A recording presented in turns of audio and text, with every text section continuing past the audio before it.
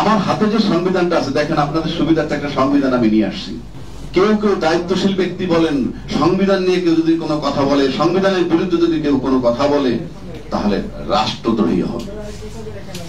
তাদের একটাই স্বপ্ন, নির্বাচন সামনে আসছে, নির্বাচনটা করে ক্ষমতায় যাবেন।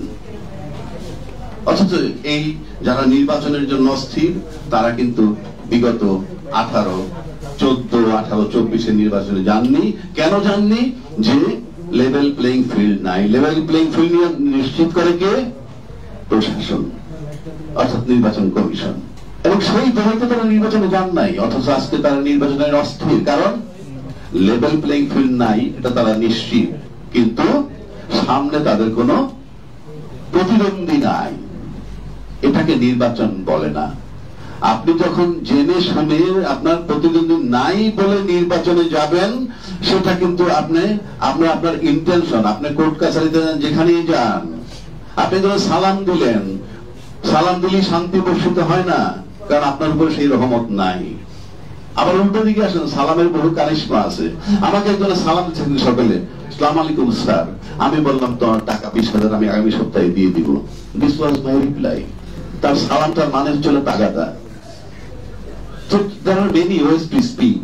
কাজেই আপনার কে কি বলেন, নির্বাচন যারা চাচ্ছেন তারা গণতন্ত্রের দোহাই দিচ্ছেন না, আমার সঙ্গে প্রতিদ্বন্দ্বী নাই তাই নির্বাচন চাচ্ছি। তো whatever the form is, কেউ মাইন্ড করলে করতে পারে। কেউ কেউ বলে কতক্ষণ আমাকে জামাত, কেউ কেউ বলে কতক্ষণ বিএনপি, কেউ কেউ বলে কতক্ষণ এনসিপি। বাট আমি বলছি আমি বাংলাদেশ পন্থী। there is no way। আপনি ভারতকে গালি দেন, আপনি আমেরিকার গালি দেন, সব সেকেন্ডারি। আমরা কি করছি, আমার বাড়িতে আমি কি করছি সেটা আগে দেখেন। এখন আসেন, ফ্যাসিজম রেখে ইউনূস সাহেব একজন রেফারি, তার কোন রাজনৈতিক যোগ্যতা নাই, কার কোন রাজনৈতিক দক্ষতা নাই। এটা বাংলাদেশে এমন কোন রাজনীতিবিদ নাই যিনি বলেন না। কিন্তু প্রশ্ন হচ্ছে, তার রোল তো রেফারির মতো। উনি বসে আছেন, সংস্কার ঐক্যমত্য কমিশন বানায় বসে আছেন। সামনে যে বিজ্ঞ, মারাত্মক বিজ্ঞ রাজনীতিবিদ, পায়ের নখতে মাথার চুল পর্যন্ত অহংকারে ভরা পলিটিশিয়ান হিসেবে, তারা একত্রে বসে সমঝোতা আসতে পারে না কেন? এই ইউনূস সাহেবের নাকি তাদের ব্যর্থতা? পলিটিশিয়ানরা ঐক্যমত্যে আসতে পারলে ইউনূস কে? সবাই ঐক্যমত্যে এসে যদি বলে ইউ জাস্ট গেট লস্ট, আপনাকে দরকার নাই, সেটা কি কেউ বলতে পারতেছে? তাহলে আমরা কেন তাকে শুধু ব্লেম দিই? তার টাকা মওকুফ হয়েছে, সেটা নিয়ে আমার প্রশ্ন নাই। কেউ কেউ বলে এনসিপি 700 কোটি টাকা কামাইছে। 12 মাসে যদি 7 কোটি টাকা কামায়, তাহলে 53 বছর রাজনীতিবিদরা কত কামাইছে? তার খতিয়ান কোথায়? মাত্র 12 মাসে ভাঙা দেশের মধ্যে, ভাঙা নৌকা, ভাঙা সবকিছু, তার ভিতরে যদি কেউ 600 কোটি টাকা কামায় থাকে, তাহলে 53 বছর কামাইছে কি? সেটার কৈফিয়ত কোথায়?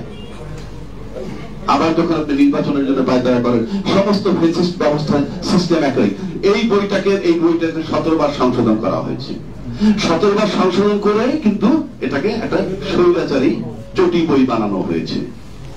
আবার কেউ কেউ বলেন সংবিধান নিয়ে হাত দেওয়া যাবে। ইয়েস, এই সংবিধান এমন ভাবে রাখছে কেউ হাত দিতে পারবেন না। এটার 142 ধারা, এর সবাই বাংলা ভাষায় পড়বেন। 142 ধারা, 123 এবং 7 ক খ পড়ে দেখবেন, কারো হাত দেওয়ার ক্ষমতা নাই, সবার দণ্ড হবে, মৃত্যুদণ্ড হবে।